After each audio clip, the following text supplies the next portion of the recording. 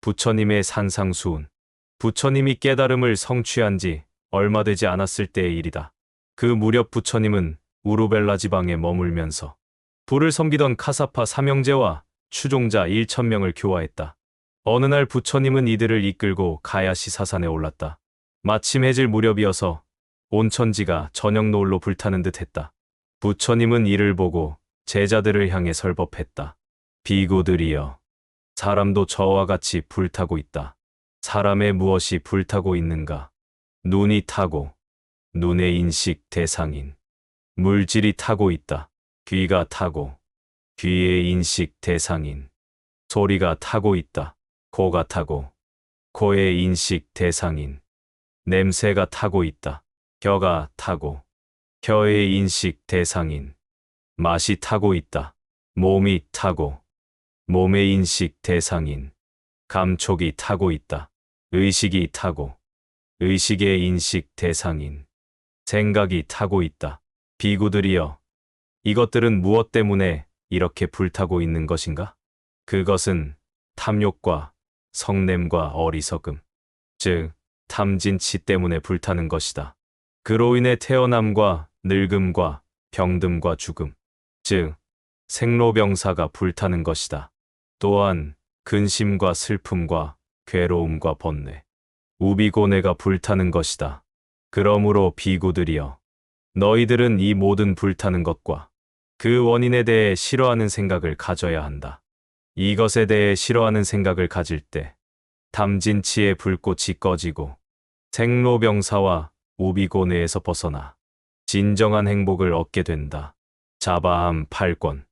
이 경은 예수님의 산상수훈에 비교되는 부처님의 산상의 설법을 기록한 경전으로 유명하다. 내용은 예수님의 산상수훈보다 좀 어렵다. 하지만 그 배경을 이해하면 모든 것이 불타고 있다는 설법이 조금은 쉽게 와닿을 것이다. 이 설법은 시기적으로 부처님이 깨달음을 성취한 뒤 얼마 되지 않았을 때 이루어졌다. 설법 대상은 얼마 전까지 부를 섬기는 외도였던 1,000명의 제자들이었다. 이들은 카사파 삼형제가 지도하고 있었는데 부처님에게 교화되어 집단 개종을 한 상태였다. 그 뒤 사리푸타와 모칼리나가 이끄는 수행자 250명도 집단 개종을 해옴으로써 불교는 이랴 커다란 신흥 종교로 부상했다. 이들의 개종 소식은 당시 인도 사회에 큰 충격과 반향을 불러일으켰다. 불교의 경전은 대개 부처님이 어느 때 어느 곳에서 1250명의 제자와 같이 있었다로 시작되고 있는데, 이는 바로 이 무렵 집단 개종한 제자들을 총칭하는 말이다. 어쨌든 부처님은 이날 설법을 듣는 제자들이 부를 섬기는 외도였다는 점을 착안하고 저녁놀이 붉게 물든 황혼을 바라보며 불꽃을 비유로 설법을 했다. 그 내용을 부연해 설명하면 이렇다. 우리의 감각기관인 눈, 귀, 코, 혀, 몸, 의식, 즉 안이비설신이가 6가지 육경징인 색성, 향, 미, 촉법을 만나게 되면 왕성한 탐진치의 불꽃을 일으키고, 욕심이 채워지지 않으면 분노의 불꽃이 일어나고, 탐욕과 분노에 의해 어리석은 일도 마다하지 않고 어리석음의 불꽃을 일으키는 것이다. 이 불꽃이 타오르는 한 인간은 생로병사와 우비고뇌를 면할 수 없다. 그러므로 마치 불이 타는 듯한 인생의 현실을 직시하고 그것을 극복하려는 마음을 가져야 진정한 행복을 얻을 수 있다는 설명이다. 이 불꽃의 비유는 대승불교의 법화경 같은 경전에서 세상은 온통 불타는 집, 즉 삼계화택으로 표현된다. 불꽃은 감각기관이 인식 대상을 접촉할 때만 일어나는 것이 아니라 사실은 세상 전체가 불꽃에 휩싸여 있다는 비유다. 불교는 불난집에서 사는 중생을 건져내기 위한 가르침이다. 108번뇌 이야기. 108번뇌에 대해서는 다양한 해석이 있지만 가장 일반적인 해석은 이러합니다. 불교계에서 박학다식하기로 소문난 자연스님께서는 왜 108번뇌인지 그 이유를 알지 못한다고 했습니다. 모두가 짜맞추기식이라고 했습니다. 동의합니다. 그렇지만 제 나름대로의 의견을 제시해봅니다. 인간의 안이비 설신의 즉 눈, 귀, 코, 혀, 몸, 생각 등 6가지 감각기관에 그것을 느끼는 색성향 미 촉법 6가지를 곱하면 36개가 됩니다. 예를 한번 들어볼까요? 어떤 연인이 코믹 로맨스 영화를 보러 영화관에 가서 영화를 감상합니다. 화면으로 영화를 본다 하지만 귀로 배경음악을 들으며 옆에 앉은 애인의 향수 내음도 맡으며 팝콘을 먹으며 애인의 보드라운 손을 잡기도 하고 여러 가지 묘한 생각에 사로잡힙니다. 소리의 예를 들어볼까요? 야간에 거주하는 아파트 어느 층에서 화재 비상벨이 울리면서 정전이 되었습니다. 귀가 쫑긋하며 어디쯤에서 나는 소리인지 귀를 기울입니다. 어둠 속에서도 어느 쪽인지 눈이 따라갑니다. 코로 무슨 타는 냄새가 나는지 맡아봅니다. 맛있게 먹고 있던 야식인 치킨 맛이 없어집니다. 더듬더듬 촉감을 이용하여 휴대폰 후레쉬를 켭니다. 이 상황을 어찌 대처할지 여러 가지 오만 가지 생각들이 머리를 스쳐 지나갑니다. 향을 예로 들어봅니다. 봄에 피는 아카시아 꽃을 보면 아련한 옛 어린 시절 추억이 떠오릅니다. 지금은 도시 생활을 하지만 뒷산에 피는 아카시아 꽃을 보면 어릴 적 추억이 새록새록 납니다. 초등학교 하교 시간 때 집으로 걸어오는 길에 길가에 핀 아카시아 꽃 향기를 느낍니다. 향기를 쫓아 어느 쪽인지 눈이 따라갑니다. 윙윙 울리는 벌 소리를 듣습니다. 아카시아 꽃을 한 줌 따서 촉감을 느껴봅니다. 한 입 먹어봅니다. 달달하게 맛있지만은 향기에 비해서는 맛이 없다고 생각합니다. 과거의 일이었지만 여러 가지 생각들이 현재에도 아련히 떠오릅니다. 맛, 촉감, 생각 또한 마찬가지입니다. 이렇듯 어떤 대상을 보고, 듣고, 냄새를 맡고, 맛을 보고, 촉감을 느끼고, 생각을 할 때 서로 상호작용을 하면서 좋다, 싫다, 그저 그렇다, 즐겁다, 괴롭다, 무덤덤하다 등 6가지 대표적인 감정 상태가 발현한다는 거죠. 이러한 생각들이 과거에 존재했고 현재도 존재하며 미래에 3세에 존재할 것이기에 36 곱하기 3은 108가지가 된다고 생각해 봅니다. 엄밀히 말해 과거, 현재, 미래는 없습니다. 금강경구절에 과거 신불 가득, 현재 신불 가득, 미래 신불 가득이란 말이 있듯이 순간순간이 과거이고 현재이고 미래이기 때문입니다. 쉽게 말해 인간이 존재하는 한 언제나 생각하고 느끼고 있기에 108가지라 비유하지만 꼭 108가지만 느끼겠습니까? 인간은 하루에 5만 가지 생각을 한다지요. 그러면 생활 속에서 마주치는 108이라는 숫자에 대해 한번 알아볼까요? 이미 다 알려져 있는 이야기이지만 스포츠에서도 108이라는 수는 의미가 크다. 야구공의 실밥수가 108개라는 사실과 골프 역시 108이라는 숫자와 인연이 많다. 먼저 홀컵의 지름이 108mm이며 더블보기 플레이어가 108타다. 또 월요일부터 토요일까지 18홀씩 라운드를 하면 108홀이 된다. 비기너가 싱글이 되려면 우선 108타를 깨야 한다. 일반적으로 골프에서 머리를 얹을 때 친구들이 스코어 카드에 108로 맞추어주는 경우가 많은데 그 의미가 더블보기 플레이 기준이다. 그리고 절에 다니는 불자들은 108염주를 세면서 108배를 많이 하기도 합니다. 그리고 숫자 108은 수학적으로도 흥미로운 성질을 가지고 있습니다. 예를 들어 정오각형의 각 내부 각도가 108도입니다. 이로 인해 108은 기하학적으로도 중요한 의미를 가지며 고대 건축물이나 예술품에서도 종종 이 숫자가 적용되곤 했습니다. 인터넷 인용. 다음은 예수님의 산상수훈에 대해 한번 알아보겠습니다. 뜻을 요약한 내용이므로 성경 본문과는 다를 수 있습니다. 예수님의 산상수훈 내용. 예수님께서 갈릴리 지역에서 가르치고 계시던 어느 날 수많은 군중들이 그분을 따랐다. 예수님은 제자들과 군중들을 데리고 산에 올라 그들에게 가르침을 주셨다. 그곳에서 예수님은 하나님의 뜻과 인간의 삶에 대해 설교하셨다. 예수님은 사람들을 향해 말씀하셨다. 너희가 참으로 복 있는 사람은 어떤 사람들인가? 심령이 가난한 자는 복이 있나니 하늘나라가 그들의 것이며 슬퍼하는 자는 복이 있나니 그들이 위로를 받을 것이며 온유한 자는 복이 있나니 그들이 땅을 기업으로 받을 것이며 의에 줄이고 목마른 자는 복이 있나니 그들이 배부를 것이며 긍휼히 여기는 자는 복이 있나니 그들이 긍휼히 여김을 받을 것이며 마음이 청결한 자는 복이 있나니 그들이 하나님을 볼 것이며 화평하게 하는 자는 복이 있나니 그들이 하나님의 아들이라 일컬음을 받을 것이며 의를 위해 박해를 받은 자는 복이 있나니 천국이 그들의 것임이라. 그리고 예수님은 말씀하셨다. 너희는 세상의 소금이요 세상의 빛이다. 빛이 어둠 속에 감춰질 수 없고 소금이 그 맛을 잃으면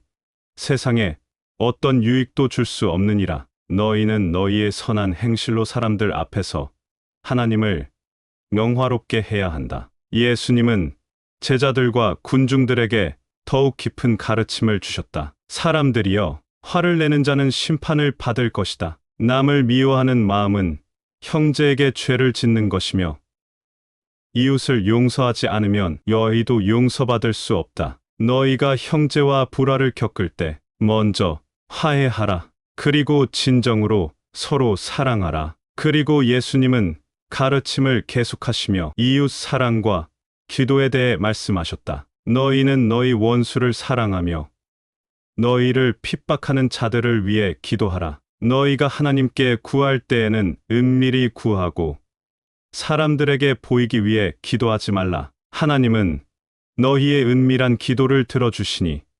하나님과의 관계가 중요하다. 예수님은 또한 재물에 대한 교훈을 주셨다. 너희는 땅에 재물을 쌓아두지 말고 하늘에 재물을 쌓아라. 그리고 예수님은 사람들에게 걱정하지 말라고 말씀하셨다. 너희는 무엇을 먹을까? 무엇을 마실까? 무엇을 입을까 걱정하지 말라. 하나님께서 너희에게 필요한 모든 것을 아시며 너희를 돌보실 것이다. 너희는 하나님의 나라와 그의 의를 먼저 구하라. 그러면 이 모든 것이 너희에게 더해질 것이다. 마지막으로 예수님은 군중에게 황금률을 말씀하셨다. 너희가 남에게 대접받고자 하는 대로 너희도 남을 대접하라. 이것이 율법과 선지자들의 가르침이다. 예수님은 산상에서의 설교를 마치며 이렇게 말씀하셨다. 지혜로운 자는 내 말을 듣고 이를 행하는 자다. 그 집은 반석 위에 지은 집과 같아서 비가 내리고 바람이 불어도 무너지지 않는다. 그러나 내 말을 듣고 행하지 않는 자는 모래 위에 지은 집과 같아서 비바람에 그 집이 무너질 것이다. 그러므로 내 가르침을 듣고 이를 지켜 행하라. 마태복음 5장에서 7장 요약. 이것이 예수님의 산상수훈의 요약입니다. 부처님의 산상수훈과 같이 예수님도 인류에게 중요한 가르침을 주셨으며 특히 인간의 마음가짐과 행동에 대해 강조하셨습니다. 부처님과 예수님 모두 탐욕, 분노, 어리석음을 경계하며 평화와 사랑을 강조한 점에서 유사점을 찾을 수 있습니다. 산상수훈은 예수님의 가장 중요한 가르침 중 하나로 하나님의 나라에 대한 깊은 통찰을 담고 있습니다. 이 가르침은 예수님이 갈릴리 지역의 산에서 제자들과 수많은 군중을 모아놓고 전한 설교입니다. 예수님은 이 설교를 통해 단순히 외적인 법률이나 종교적 규범을 강조한 것이 아니라 인간의 내면적 변화와 하나님과의 관계를 근본적으로 설명하고 있습니다. 이 설교는 부처님의 산상수훈에서 불타고 있는 세상을 강조한 것처럼 영적 세계와 인간의 내적 성향을 중심으로 가르침을 전합니다. 예수님은 복에 대한 말씀으로 시작하여 궁극적으로 하나님의 자녀로서 어떻게 살아가야 할지를 제시하고 있습니다. 예수님은 가난한 자, 슬퍼하는 자, 온유한 자, 의에 줄이고 목마른 자를 복이 있다고 선언하십니다. 이는 단순히 물질적, 세속적 성공이 아닌 영적 복을 의미합니다. 예수님은 하나님의 나라에 속한 자들이 세상에서 겪는 어려움과 핍박 속에서도 진정한 행복과 복을 누릴 수 있음을 가르치셨습니다. 이 가르침은 세속적인 욕망과 반대되는 가치로서 인간이 내적인 변화와 하나님의 은혜 안에서 참된 복을 누릴 수 있다는 것을 보여줍니다. 부처님이 탐욕, 분노, 어리석음에서 벗어나라고 가르친 것처럼 예수님도 세속적 탐욕과 욕망에서 벗어나 하나님의 의를 추구하는 자들이 진정한 평화와 복을 누릴 수 있다고 하셨습니다. 빛과 소금의 비유. 예수님은 제자들에게 빛과 소금의 역할을 강조하셨습니다. 이는 세상에 선한 영향을 미치는 사람들을 가리키며 인간이 단순히 자신의 구원에만 몰두하는 것이 아니라 타인을 사랑하고 세상을 변화시키는 자로서 살아가야 한다는 것을 의미합니다. 부처님이 탐욕과 분노의 불꽃에서 벗어나 진정한 행복을 찾는 것처럼 예수님은 하나님의 사랑을 실천하고 선한 행위로서 세상에 빛을 비추는 삶을 권장하셨습니다. 예수님은 율법을 폐하러 온 것이 아니라 완전하게 하러 왔다고 하셨습니다. 이는 단순히 율법의 규칙을 따르는 것 이상의 내면적 의로움을 강조한 것입니다. 율법의 정신을 완성시키는 것은 사랑과 자비로. 이는 단순한 규범이 아니라 마음속에서 우러나는 선한 동기로 이루어져야 한다는 뜻입니다. 이 가르침은 부처님이 내면적 탐진치를 극복하고 진정한 행복에 이르는 과정과도 유사한 측면이 있습니다. 예수님은 율법의 본질을 완성하는 것이 사랑과 용서에 있음을 강조하며 형식적인 의식이 아니라 내면의 변화를 통한 참된 의로움을 추구하라고 가르치셨습니다. 예수님의 가르침에서 가장 혁명적인 부분 중 하나는 이웃을 사랑하라는 것이었습니다. 부처님이 모든 존재의 고통을 인식하고 그 고통을 경감시키기 위해 수행하라고 한 것처럼 예수님도 인간 사이의 관계에서 사랑과 용서가 중심이 되어야 함을 가르치셨습니다. 특히 예수님은 원수까지도 사랑하라고 가르치셨습니다. 이는 인간 본성의 분노와 미움을 극복하고 하나님의 사랑을 실천하는 방법을 보여줍니다. 마치 부처님이 분노의 불꽃을 경계한 것처럼 예수님도 미움과 복수의 감정을 경계하고 대신 사랑과 자비의 마음을 가질 것을 촉구하셨습니다. 예수님은 기도할 때 은밀히 하나님과 교제하라고 가르치셨습니다. 이는 인간이 다른 사람에게 보이기 위해 기도하는 것이 아니라 하나님과의 개인적인 관계를 깊이 있게 맺는 것이 중요하다는 가르침입니다. 또한 물질적 필요보다 하나님의 나라와 그 의를 먼저 구하라는 교훈은 부처님이 세속적인 탐욕에서 벗어나 마음을 정화하고 해탈을 추구하라는 가르침과도 유사합니다. 예수님의 가르침의 핵심 중 하나는 황금률입니다. 남에게 대접받고자 하는 대로 남을 대접하라는 이 가르침은 상호이타심을 강조한 것으로 인간이 서로 사랑과 배려로 대하는 것이 하나님의 뜻을 실천하는 길임을 나타냅니다. 이는 부처님이 중생을 고통에서 구제하기 위한 가르침을 전한 것과 유사하게 타인을 위한 선한 행위가 중심에 있는 교훈입니다. 마지막으로 예수님은 자신의 가르침을 듣고 행하는 자는 지혜로운 자이며 행하지 않는 자는 어리석은 자라고 하셨습니다. 이는 부처님의 가르침에서도 중요한 부분인데 부처님은 어리석음의 불꽃이 꺼질 때 인간이 해탈에 이를 수 있다고 가르치셨습니다. 예수님도 자신의 가르침을 실천하지 않으면 그 인생이 모래 위에 지은 집처럼 무너지리라고 경고하셨습니다. 요점은 이렇습니다. 부처님의 설법이 탐욕, 분노, 어리석음의 불꽃을 경계하고 진정한 행복을 찾는 길을 제시했다면 예수님의 산상수훈은 사랑, 용서, 내면적 변화를 통해 하나님과의 올바른 관계를 형성하고 하나님의 나라에서 참된 평화를 누리는 길을 가르친 것입니다. 두 가르침은 모두 인간 내면의 변화와 탐욕에서 벗어나는 것을 중요하게 다루며 진정한 행복과 해탈, 구원을 강조하고 있습니다. 이와 같이 예수님의 산상수훈도 인간의 내면적 변화와 세상에서의 실천을 통해 하나님의 나라와 영적 자유를 누릴 수 있는 방법을 가르치고 있습니다. 불교 믿는 사람들은 기독교의 하나님을 청정여여한 본마음자리 또는 청정여여한 법신으로 받아들이면 조금은 이해가 되지 않을까 싶습니다. 이상으로 오늘은 부처님의 산상수훈 108번뇌 이야기, 예수님의 산상수훈과 여러 교훈 등을 알아봤습니다. 영상이 도움이 되셨다면 구독, 좋아요, 알림 설정을 부탁드립니다. 더 좋은 영상으로 보답하겠습니다. 늘 부처님 전, 하느님 전, 하나님 전, 복 많이 짓고 더욱 열심히 공부하고 정진하여 정신적 물질적 부를 함께 이루시어 행복하시길 기원드립니다. 감사합니다.